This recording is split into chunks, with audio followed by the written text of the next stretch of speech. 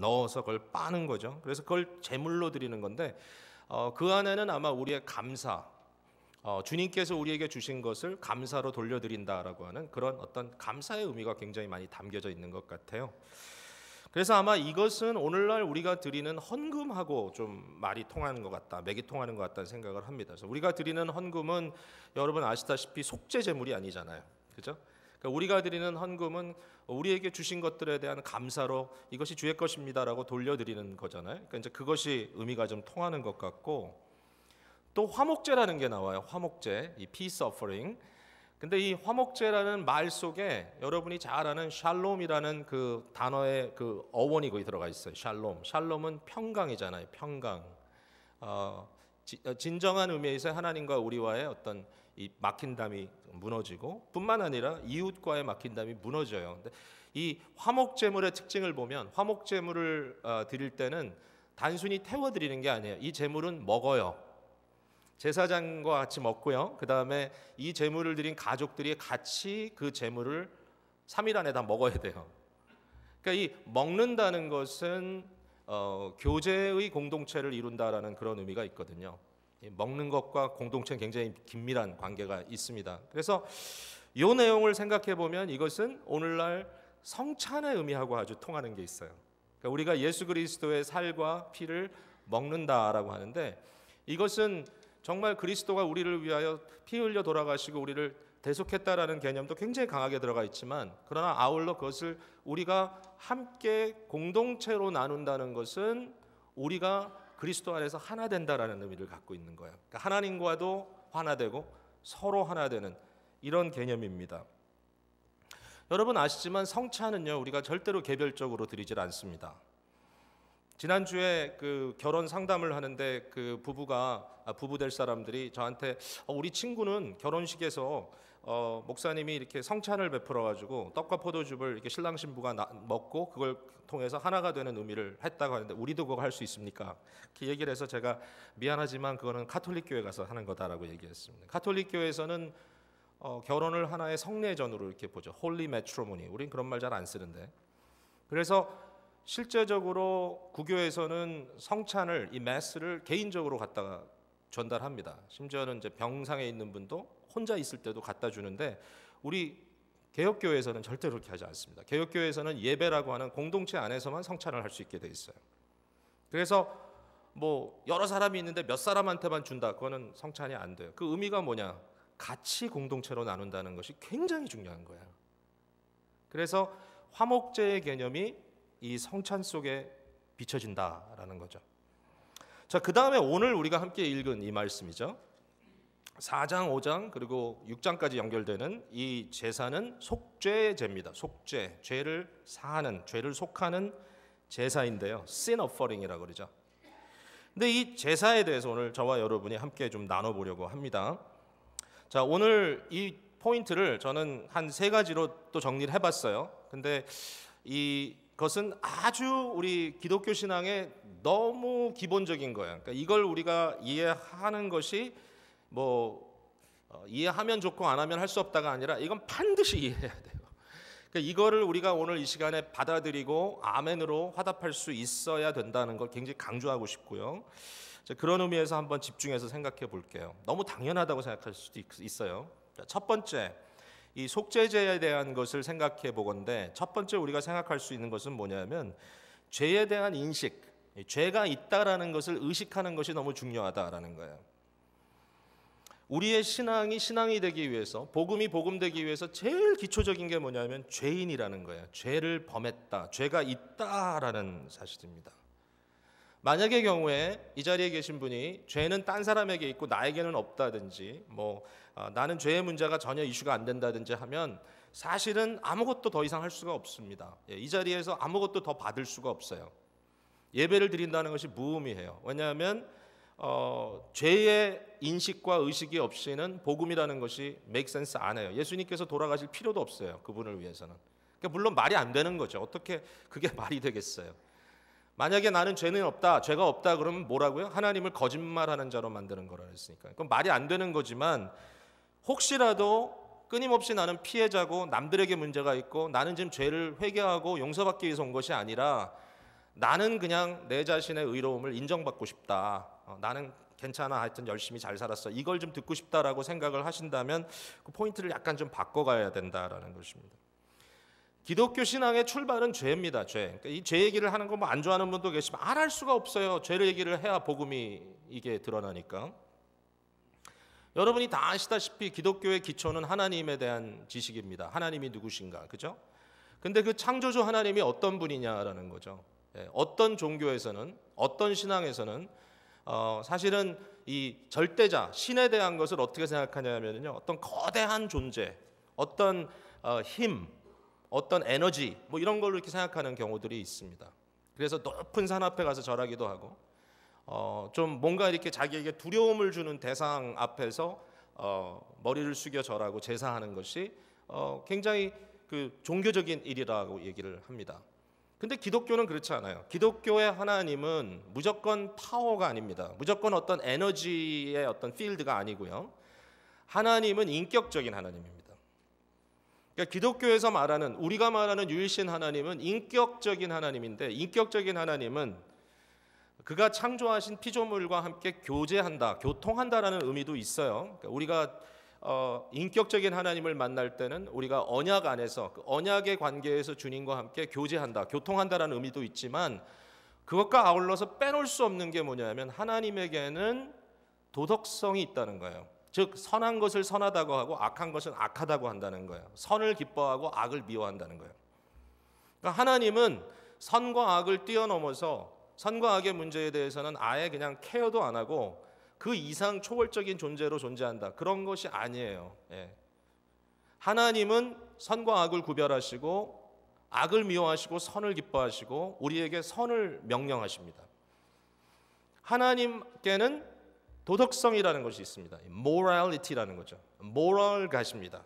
도덕적인 가치성을 성품에 내포하고 계신, 성품 속에서 드러내 보이시는 하나님. 그러니까 그런 하나님이 인간을 자기 형상으로 만들었다는 거죠.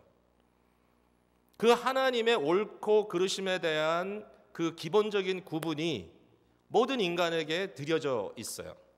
그래서 인간은 다 의식이 있어요. 의식이, 죄의식이 있어요. 우리에게는 양심이라는 것이 있고, 그 양심이라는 것이 정상적인 작용을 한다면 내가 잘못한 건 잘못한 것으로 마음에 뜨끔하고 드러납니다. 내가 뭘 좀 잘못하잖아요. 내가 잘못한 일을 하잖아요. 아무리 나 스스로 괜찮다 할지 몰라도 심장 박동이 빨라집니다. 식은땀이 나기 시작합니다. 옳지 않다는 것을 의식하는 거죠. 아마 그건 다 있어요. 그래서 우리가 인간이 죄의식이 없다든지 어떤 죄를 짓고 나서도 아무런 마음에 비통함이 없다면 그것은 짐승과 같다, 이렇게 얘기합니다. 요새 가끔 막 엽기적인 범죄 행위들이 나타나잖아요. 한국에서는 막 자녀들을 학대하다 못해 막 별 희한한 짓들이 벌어지잖아요. 그걸 보고 사람들이 뭐라 그러죠? 짐승만도 못하다, 이렇게 얘기하잖아요. 인간일 수 없다, 저게. 왜? 인간은 도덕성이 있다는 거죠. 양심에 그런 가책이 있었다면 저렇게 둘 수 없었을 것이다 라고 그들이 생각하는 거죠. 우리가 다 그렇게 생각하는 거죠. 그래서 이 죄에 대한 것은 인간에게 기본이라는 거예요. 인간에게 기본이에요. 그러니까 모든 사람들이 그걸 알고 있어요. 그게 인간의 기본이에요. 기독교는 그걸 전제해요. 만약에 그게 아니라고 얘기한다면 사실은 할 얘기가 별로 없어요. 그리스도 앞에 나오면 우리에게 보여지는 것은 우리가 생각하는 것보다 얼마나 더 큰 죄인인가 하는 거예요. 우리의 속 사정이 깊숙이 썩어 들어가 있다는 거죠. 지난주에 한 형제님 상담하는데 그분이 어떤 행한 한 죄에 대해서 굉장히 번민하고 고민합니다. 나는 정말 나쁜 놈입니다. 내가 이 일을 했습니다. 벌써 그 똑같은 범죄를 가지고 몇 달 동안 고민하고 있더라고요. 정말 또 그 자체가 귀한 일이라고 볼 수도 있는데 제가 정말 이렇게 얘기를 해드렸어요. 뭐라고 얘기했냐면 당신이 그 행동을 했기 때문에 스스로 나쁜 놈이라고 얘기하지만 제가 드리고 있는 말은 이거예요. 당신은 그것보다 훨씬 더 나쁜 놈입니다. 제가 말씀드렸어요. 그 죄보다 더 이면에 더 깊은 죄가 있다, 당신은. 그러니까 내가 어떻게 하면 더 나은 사람이 되느냐, 그러니까 내 마음으로 어떻게 하면 좀 내가 괜찮은 사람이라는 것을 인정받을 수 있는 단계까지 갈 수 있느냐라는 것이 죄의 문제가 아니고, 죄의 문제에 있어서는 내가 철저하게 십자가 앞에서 죽고 다시 살지 않으면 안 된다는 걸 인정해야 돼요. 내 자신에 대해서, 죄의 문제에 대해서 내가 일단 하나님 앞에 온전히 내려놓고 포기하고 나의 주인이 바뀌는 데까지 가지 않으면 죄의 문제는 해결이 안 되는 거예요. 그러니까 크리스찬이 말하는 죄의 문제는 일반 사람들이 얘기하는 양심의 가책 정도하고는 훨씬 더 틀이 다른 얘기입니다. 우리는 깊이 우리의 죄의 문제를 고민하는 존재들이죠. 레위기 5장 앞부분에 보면 죄에 대한 그 행위들이 몇 가지가 이제 드러나는데요. 이걸 제가 잠깐만 여러분과 함께 나눌게요. 왜냐하면 이게 이제 기본적으로 우리가 어떤 죄인인지를 보여주는 하나의 샘플링이 되기 때문에 그래요. 여기에 세 가지의 죄의 구분이 나와요. 하나는 뭐냐면 첫 번째 1절에 나와 있는 내용인데 이제 이런 얘기예요. 어떤 사람이 지금 그 해를 입었어요. 그래가지고 저기 가해자가 있고 그 해를 당한 사람이 있어요. 빅팀이 있어요. 근데 이 상황에 대해서 아무도 본 사람이 지금 나타나지 않았어요. 그래서 공적으로 광고가 됩니다. 어떤 날 어떤 장소에서 어떤 일이 벌어졌는데 이것을 본 증인이 있으면 나와서 좀 얘기를 해달라라고 이렇게 공개적인 이러한 증인에 대한 요청이 나갔어요. 누가 그걸 봤어요. 분명히 봤단 말이죠. 자기가 봤는데 누가 누구에게 해를 입힌 건지 뻔히 알아요. 근데 이 사람이 어떻게 하냐면 그걸 알리지 않아요. 자기가 증인입니다라고 나서지 않아요. 왜 그랬을까요, 여러분? 왜 나서지 않았을까?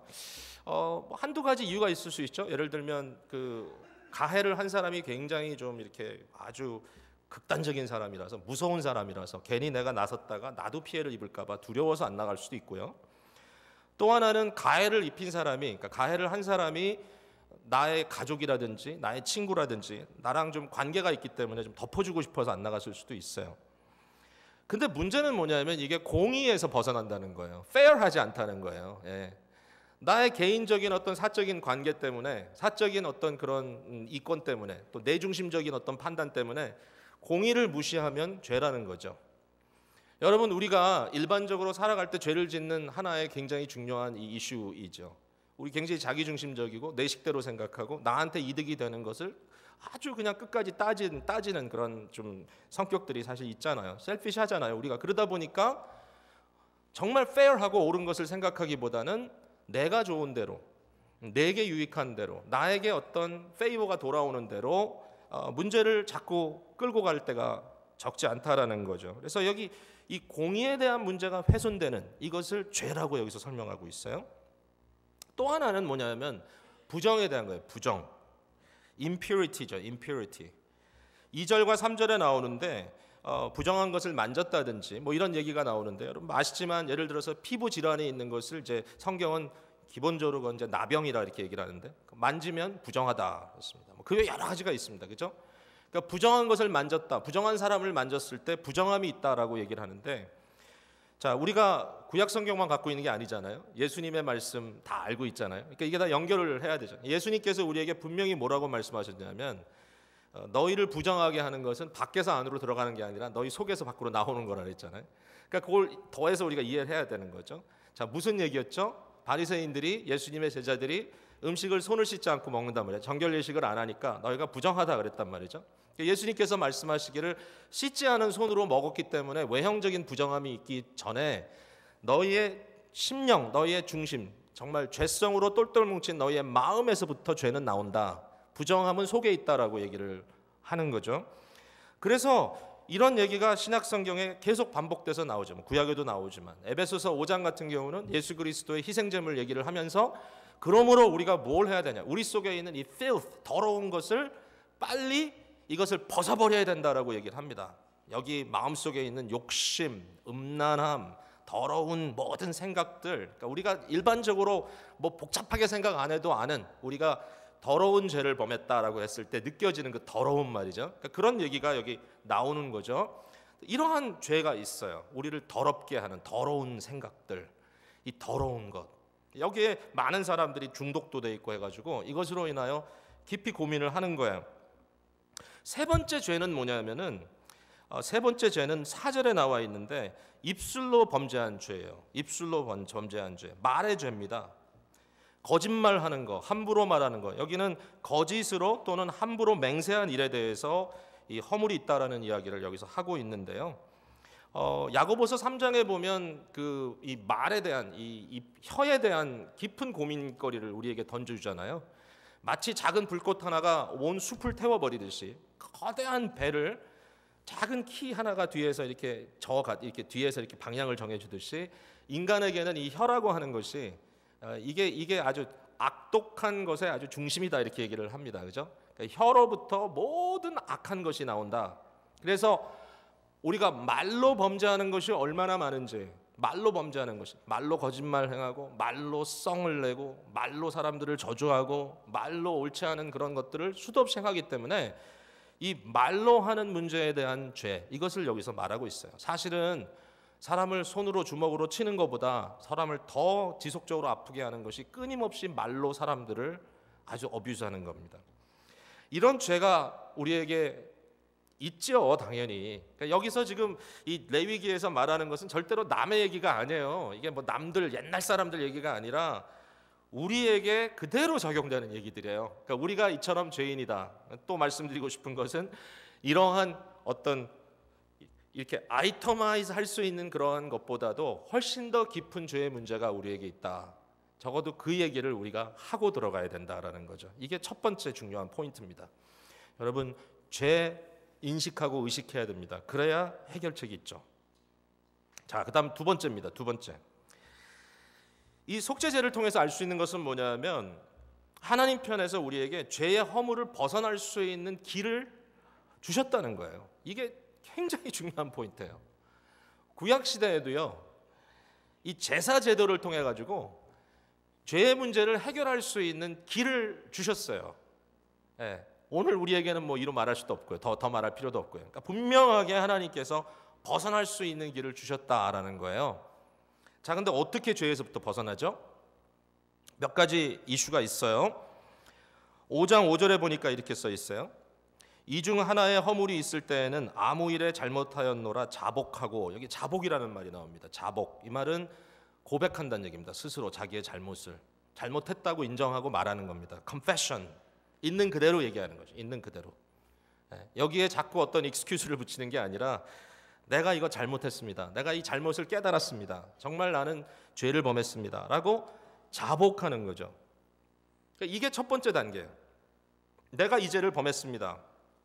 그 다음에, 너무 당연한 거니까, 그 다음에 중요한 이슈가 뭐냐면은 우리가 많이 얘기 안 하는 부분일 수도 있는데, 이 속건제에 대한 이야기가 그 뒷부분에 나오는데 6장으로 연결되는 이 내용 속에서 특별히 우리가 범한 죄가 이웃과의 관계에서 범한 죄일 경우에, 그럴 경우가 아주 많을 거예요. 나 혼자만 짓는 죄라고 하는 것은 엄밀히 따지면 사실은 그렇게 많지 않을 것 같아요. 우리의 죄라는 것은 사회적인 컨텍스트에서 죄를 지고 있는 거죠. 이 상황을 생각해야 된다는 거죠.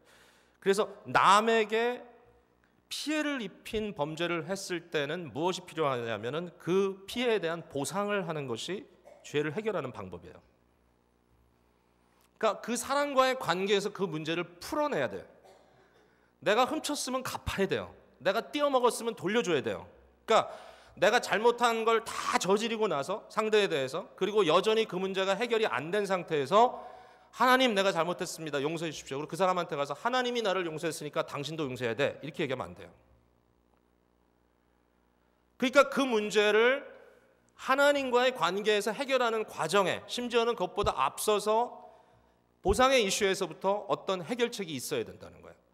예수님께서 그 말씀하셨어요. 너희가 재물을 가지고 하나님 전에 드리려고 하다가 이웃에게 잘못한 것이 생각이 났어. 내가 이웃에게 오펜드를 한 것이 생각이 났어요. 그럼 어떻게 하라고요? 재물을 옆에 두고 먼저 가서 화해하고 돌아와서 재물을 드리라 그랬어요. 죄의 문제를 해결한다고 하면서 사람과의 관계를 계속 쥐어짜듯이 계속 애를 먹이면서 간다는 건 말이 안 돼요. 모든 인간의 관계가 깨지는 가운데서 나는 죄를 용서받았다라는 건 말이 안 돼요. 그러니까 관계성에 있어서 책임이 있어요. 이 죄는 가벼운 게 아니에요. 무거운 거예요. 그러니까 여기에 대한 어떤 책임 있는 대책들이 있는 것이 중요해요. 그것이 죄를 해결하는 방법 중에 굉장히 중요한 한 방법으로 들어갑니다. 우리가 읽지 않았지만 4장에 보면 이 죄에 대한 문제를 다룰 때에 제사장이 범한 죄를 다룰 때가 다르고요, 그리고 백성들 중에 족장, 리더들이 범죄한 일에 대해서 다룰 때가 다르고요.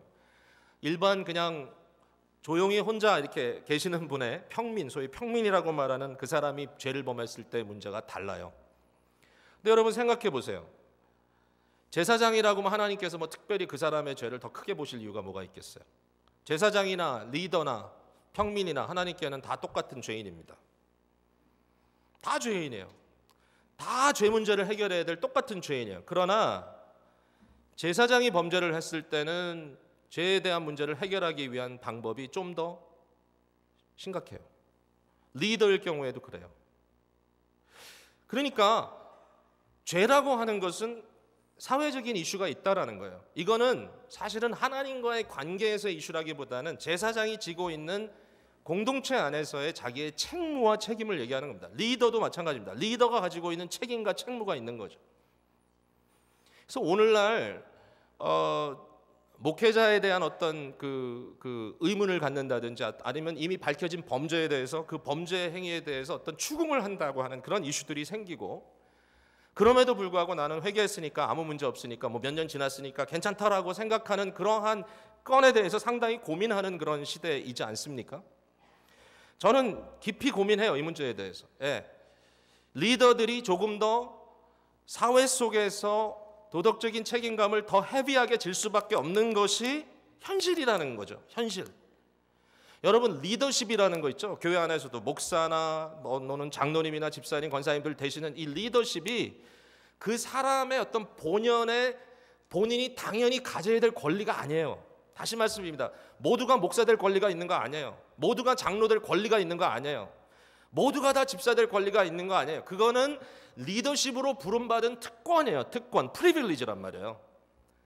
그러니까 프리빌리지를 가진 사람이 어떤 범죄로 인하여 문제를 야기시켰을 때 그 범죄에 대한 문제를 한 개인처럼 아무 일도 아닌 것처럼 할 수가 없어지는 거죠. 그리고 마치 내가 본질적으로 목사인 양, 나는 목사 아니면 아무것도 못해, 그렇게 할 수는 없다는 거죠. 도리어 내려놔야 되는 상황이 되는 거예요. 왜? 이것은 특권이기 때문에. 이게 사회적인 죄에 대한 문제입니다. 남의 얘기를 하자는 게 아니라 우리 모두가 짊어지고 있는 고민이라는 거예요. 모두가 짊어지고 있는 한 가정의 가장으로서, 예를 들어서 간음을 했다 그러면 그 가장의 문제가 혼자의 문제일 수가 없는 거잖아요. 뭐 아내와 남편 사이에 깊은 번민과 고민이 생기는 건 당연하지만 여러분, 그 자녀들이 평생 뒤집어 씌우고 가야 될 그 죄의 문제는 어떡하냔 말이에요. 그러니까 이러한 사회성의 문제 속에서 우리가 죄의 문제를 절대로 아무것도 아닌 것처럼 그냥 주님 용서해 주십시오, 끝, 그렇지 않다라는 거예요. 거기에 대한 깊은 죄의 무게가 있어요. 그러니까 거기에 대한 것을 감당하는 보상의 문제가 있다라는 것이 잊지 말아야 될 중요한 한 이슈예요. 이게 제사법 속에서 우리가 이해할 수 있는 거예요. 자, 근데 그것보다 더 중요한 포인트죠. 이제 한 단계 더 나가서 죄와 허물을 벗어날 수 있는 길은 바로 대속의 제사예요. 대속의 제사. 우리를 대신해서 제물을 가져다가 드리는 거예요. 그 제물을 페널티로 받으시는 거예요. 그리고 우리를 속죄하는 거예요. 죄가 없다고 사해 주는 거예요. 용서해 주시는 겁니다. 그 당시의 사람들은 아마 왜 이 제물을 드리면 용서를 받는지 다 몰랐을 거예요. 왜냐하면 그것은 장차 오실 궁극적인 제사, 제물 대신 예수 그리스도의 예표이기 때문에 내용을 확실히 몰랐지만 혜택을 받았어요. 우리는 내용을 아니까 더 감사하죠. 죄와 허물을 벗어날 수 있는 길을 우리에게 주셨어요. 액티브하게 사용해야 돼. 이거를 죄를 고백해야 돼요. 사람들과의 관계는 해결해야 돼요. 하나님과 우리의 관계 속에서 용서함을 위하여 대속 제물을 항상 생각해야 돼요. 죄를 벗어날 길을 주셨다. 자, 이제 마지막 세 번째입니다. 세 번째, 우리에게 죄와 허물로부터 벗어날 수 있는 길을 주셨는데 믿음으로 주님께 나오는 자들에게는 접근성이 100%인 속죄의 길을 주셨다는 거예요. 즉 다시 말해서 어떤 사람은 올 수 있고 어떤 사람은 올 수 없는 제사가 아니었다는 거예요. 모두가 다 나올 수 있는 제사였다는 거예요. 놀랍죠? 속죄의 길은 모두에게 열려있다. 즉 믿음으로 하나님께 죄사함을 위하여 나오는 사람들에게 접근성을 100% 주셨다는 거예요. accessibility. 접근력을 100% 주셨다는 거예요. 자, 오늘 본문에서 봤어요. 속죄제의 기본은 뭐냐면 6절에 보니까 암컷 어린 양이나 염소를 드리는 겁니다. 암컷 어린 양이나 염소를 드리는 거예요. 그러니까 모든 사람들이 기본이에요. 이게 기초. 가장 기본적으로 속죄제를 드리기 위해서는 어린 양이나 염소, 그것도 암컷을 잡아 드려야 돼요. 근데 이제 문제가 생기는 거예요. 만약의 경우에 어떤 사람에게 양이나 염소를 드릴 만한 경제적인 능력이 없을 때는 어떻게 하느냐. 그런 사람 있을 수 있잖아요. 도저히 이걸 드릴 수 있는 경제적인 능력이 없어요. 그러면 딴 사람 걸 빌려다 할 수도 없고, 뺏어오면 물론 안 되고, 너 없으니까 내 거 줄게, 뭐 이것도 말이 안 되고. 그러니까 결국은 가지지 못한 자들에게 속죄를 받을 수 있는 제사도 드릴 형편이 안 된다고 하는 안타까움이 생길 수밖에 없잖아요. 여기에 대해서 뭐라고 하나님께서 말씀하셨느냐 하면 다 읽었습니다. 우리가 7절에 보니까 만일 그의 힘이 어린 양을 바치는데 미치지 못하면 그가 지은 죄를 속죄하기 위하여 산비둘기 2마리나 집비둘기 새끼 2마리를 여호와께 가져오라 그랬어요. 자, 이해하셨죠? 양이나 염소를 가져올 능력이 없으면 비둘기 2마리를 가져와라 이거예요. 한 단계 더 들어갑니다. 자, 그러면 비둘기 2마리를 가져올 만한 능력도 없으면 어떻게 하느냐. 좀 상상하기는 어려운 것 같아요. 지금 우리 시대에는 뭐 이게 뭐 이렇게 대단하다고 비둘기 2마리도 못 가져갈까. 근데 그것도 할 수 있는 능력이 미치지 못하면 11절에 그의 범죄로 말미암아 고운 가루 10분의 1 에바를 예물로 가져다가 속죄 제물로 드리라 그랬습니다. 고운 가루 10분의 1 에바. 이 에바라는 것은 아주 고대의 이 유닛이기 때문에, 단위이기 때문에 사실 잘 오지 않죠. 이건 아주 그냥 쉽게 얘기하면 이런 거예요. 그냥 밀가루 큰 컵으로 하나. 밀가루 큰 컵으로 하나 가져오라는 거예요. 이게 무슨 얘기예요? 모두가 할 수 있게 하겠다는 거예요. 양이나 염소를 드릴 힘이 없느냐? 새 2마리 가져와라. 새 2마리 가져올 힘이 없느냐? 밀가루 큰 컵으로 하나 담아와라. 물론 이제 담아만 오는 게 아니라 곡식을 빻아서 이렇게 드리는 거지만 또 밀가루 한 컵에. 죄사함을 받기 위한 그 메커니즘에는요, 돈이 있고 없다는 이유로 탈락할 수가 없다라는 거예요. 더 놀라운 건 뭐냐면 더 값비싼 재물을 드렸다고 해서 속죄의 효력이 더한 것도 아니에요. 속죄제로 드릴 것이라 제사장은 그의 허물을 위하여 속죄할지니라 동일합니다.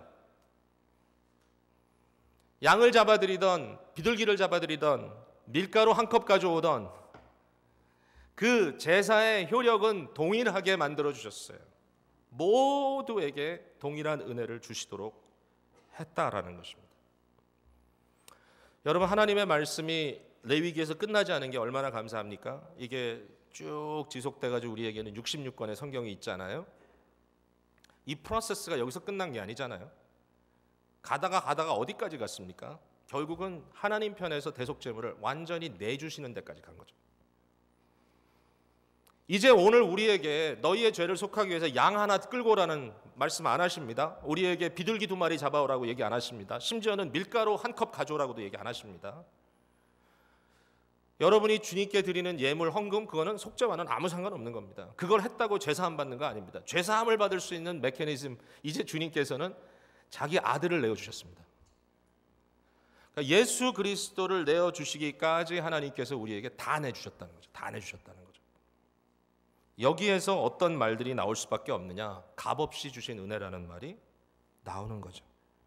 내가 어떻게 죄의 문제를 해결했느냐? 하나님 편에서 나를 대신하여 치러주셨다. 할렐루야. 이게 속죄의 길입니다. 이거야말로 은혜죠. 자, 오늘 메시지를 이쯤에서 딱 중단을 하면 참 좋을 것 같다라는 생각을 해봤어요. 여기서 끝내면 다들 좋아하시겠다. 속죄 은혜 받고 예수님 날 위해 돌아가셨다. 할렐루야 아멘. 이러고 가면 되는데, 근데 제 마음속에 있는 의문을 한 가지 더 풀지 않으면 안 되겠다라는 고민을 하게 됐습니다. 그게 뭐냐면 이런 겁니다. 사람이 얼마나 죄인인가 하면 이 제사 제도 시스템을 어뷰스하는 사람들이 반드시 있었을 것 같다라는 생각입니다. 무슨 얘기냐면 이런 거예요. 분명히 양이나 염소를 드릴 수 있는데 힘이 있음에도 불구하고 비둘기 2마리 들고 와요. 비둘기 2마리를 드릴 수 있음에도 불구하고 밀가루 1컵 들고 와요. 그리고 밀가루 1컵을 들고 와서 하는 말이 죄사함 받기가 이렇게 쉽구나 그러고 마음대로 범죄해요. 예수 그리스도가 나의 죄를 위해 돌아가셨다. 할렐루야 아멘. 십자가만 바라보면 죄사함 받는다. 아멘. 내가 어떻게 무슨 일을 행하고 살든지 간에 나는 죽으면 예수님 때문에 천당 간다는 거 하나 가지고 온갖 만행을 저지르고 다녀요. 여러분 이게 구원파의 비극이에요. 계속 얘기하지만 오는 토요일이 세월호 2주기예요. 아무런 사회적인 책임이나 공정함에 대한 고민하지 않고 예수님이 날 위해 돌아가셨다. 할렐루야 아멘. 그러고서는 끝이에요. 여러분 이 부분에서 우리가 선지자들의 이야기를 들을 수밖에 없는 거죠. 왜 구약의 선지자들이 이렇게 외쳤을까 여러분 한번 생각해 보세요. 백성들에게 말합니다. 백성들에게 말합니다. 하나님은 외모를 보시지 아니하시고 중심을 보신다. 하나님이 원하시는 것은 너희의 제사가 아니다. 그럼 뭘 가져오라는 거예요? 하나님께서 우리에게 원하시는 것은 깨지고 상한 심령이라고 얘기하는 거죠. 깨지고 상한 심령이 없는, 죄에 대한 깊은 고민이 없는, 죄에 대한 깊은 마음의 번민이 없는, 나의 마음이 정말 깨지도록 곡식을 빠는 것과 같은 그러한 아픔이 없는, 아무것도 동반하지 않는 나의 밀가루 1컵의 행위가 나의 죄의 문제를 그냥 해결했다. 그것으로 너무 쉽게 생각할 수가 없다라는 것이죠. 거기에 이제 나오는 말씀이죠. 너희가 제물을 주께 드린다 할지언정 너희의 손이, 너희가 기도한다 할지라도 예배한다 할지라도 너희의 손이 피로 가득하다. 오직 성전 뜰만 밟을 뿐이니라. 그 말이 그 말이에요. 제사는 드렸는데 결국 효력이 없다는 거예요. 왜? 그 속에는 결국 인간적인 더 트위스트된 죄가 숨겨져 있기 때문에 그렇다는 거예요. 이건 이제 오늘날 우리가 고민하는 문제입니다. 예수 그리스도의 십자가의 복음이 우리에게 어떤 복음이냐? 이것을 값싼 복음으로 만드는 경우가 있습니다. 우리에게 어떠한 요구가 있을 때는 전부 다 율법이라 그래요. 율법의 문제는 외형적인 것으로 내부적이지 않은 것들을 만회하려고 하는데 문제가 있는 거예요. 율법의 문제는 거기 있는 거예요. 하나님께서 우리에게 요구하시는 것은 성령의 은혜로 말미암아 안에서부터 깨져버리는 심령의 변화예요. 여러분 우리가 잘 생각해야 돼요. 레위기에서 등장하는 죄에 대한 문제를 얘기할 때마다 항상 이렇게 얘기해요. 부지 중에 지은 죄, 부지 중에 지은 죄. 부지 중에 지은 죄는 뭔지 여러분 아시죠? 몰라서 지은 죄, 연약해서 지은 죄, 실수로 지은 죄. 맞습니다. 우리는 연약하고 실수투성입니다. 심지어는 어떤 문제에 대해서는 정말 내가 중독이 돼버리는, 죄에 중독이 돼버려가지고 아무리 노력을 해도 잘 안 되는 부분도 있어. 시간이 오래 걸려요. 글쎄 어디까지를 부지 중에 지은 죄라고 말해야 될지 모르겠지만 어쨌든 분명하죠. 우리는 연약합니다. 우리는 실수투성입니다. 우리는 무지합니다. 우리는 죄를 참 잘 짓는 존재들입니다. 그런데 속죄의 길을 너무 쉽게 생각해서 별로 고민하지 않고 그냥 그럼 죄는 지면 할 수 없지 뭐 이렇게 돼버리는 경우가 있지는 않는가라는 것이죠. 율법 속에도요 이 부분에 대해서 구분이 있어요. 자, 한 두 군데만 읽고 말씀 마칠게요. 민수기 15장 여러분 한번 보시겠어요? 앞으로 저 뒤로 좀만 가시면 됩니다. 221페이지.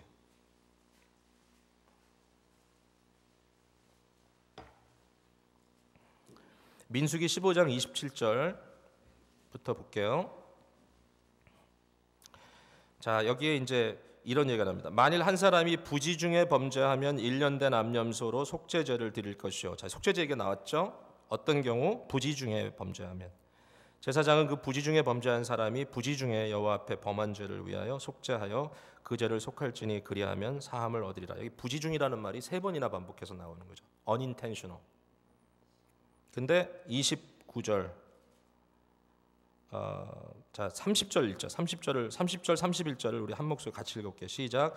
본토인이든지 타국인이든지 고의로 무엇을 범하면 누구나 여호와를 비방하는 자니 그의 백성 중에서 끊어질 것이라. 그런 사람은 여호와의 말씀을 멸시하고 그의 명령을 파괴하였은즉 그의 죄악이 자기에게로 돌아가서 온전히 끊어지리라. 하나님과의 이 언약의 관계 속에서 죄의 문제를 보는 거죠. 하나님과의 깊은 사랑의 관계, 언약의 관계가 있는데 이건 뭐죠?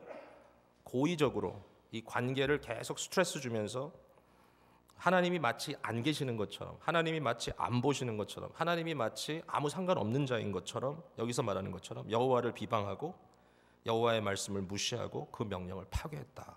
고의적인 죄. 여기에 대해서는 완전히 색다른 얘기를 하고 있는 거죠. 한 구절만 더 읽을게요. 신약성경으로 가서 사실 더 무서운 말씀인데 히브리서 10장 같이 좀 봤으면 좋겠어요. 우리가 함께 고민하기 위해서요. 제가 말씀 준비하면서 참 힘든 부분입니다. 이게 그렇지만 읽어야 할 것 같아서. 히브리서 10장 26절 364페이지 신약성경 364페이지 자 26절부터 29절까지 같이 한번 한 목소리 읽게요. 시작. 우리가 진리를 아는 지식을 받은 후 짐짓 죄를 범한즉 다시 속죄하는 제사가 없고 오직 무서운 마음으로 심판을 기다리는 것과 대적하는 자를 태울 맹렬한 불만이 있으리라. 모세의 법을 패한 자도 두세 증인으로 말미암아 불쌍히 여김을 받지 못하고 죽었거든. 하물며 하나님의 아들을 짓밟고 자기를 거룩하게 한 언약의 피를 부정한 것으로 여기고 은혜의 성령을 욕되게 하는 자가 당연히 받을 형벌은 얼마나 더 무겁겠느냐 너희는 생각하라. 여러분 이게 무슨 얘기입니까? 진리를 아는 지식, 복음을 이미 받은 상태인데 이미 우리가 죄를 범한 문제로 인하여 예수님께서 대속하기 위해 십자가 지고 돌아가셨고 주님의 피가 오늘도 살아계신 성령님의 역사로 말미암아 우리의 마음에 거룩한 핏부림을 받고 있다라고 하는 거 다 우리가 알고 있는데 근데 어떤 죄를 져요? 짐짓죄를 짓는 거예요. 그래도 당연히 죄를 짓는 거예요. 당당한 거예요. 그걸 뭐라고 해석하죠? 하나님 아들을 짓밟고 자기를 거룩하게 한 언약의 이 하나님과의 우리의 관계를 맺어주는 유일한 근거가 되는 언약의 피를 부정한 것으로 여기고 성령의 은혜를 욕되게 하는 것이다. 여러분 이 말은 무슨 말인가 하면요, 우리가 죄의 짐에 대한 무게를 굉장히 무겁게 생각하는 만큼 하나님의 은혜의 무게를 굉장히 무겁게 생각해야 된다는 거예요. 우리의 무거운 죄의 문제를 해결해 주시기 위하여 주님께서 우리를 위하여 베푸르신 은혜가 얼마나 무겁고 중한 것인가를 생각하지 않으면서 은혜를 생각하면 안 된다라는 거죠. 물론 우리 편에는 거저받은 은혜니까 너무 감사해요. 그러나 그 은혜를 받은 자가 그것을 경히 여기고 가볍게 여기고 아무것도 아닌 것처럼 cheap grace, 값싼 은혜로 여기고 결국 하나님을 아주 산튼하게 하는 그러한 잘못된 기독교가 우리의 브랜드라면 여러분 우린 짝퉁입니다. 이게 이제 무서운 질문이지만 저는 여기에 대해서 오늘 이 자리에 계신 우리 모두가 우리가 참 고의성을 갖고 지은 죄들이 없다라고 얘기할 자가 사실 또 없을 것 같아요. 그게 지금 고민이에요. 저도 그래요.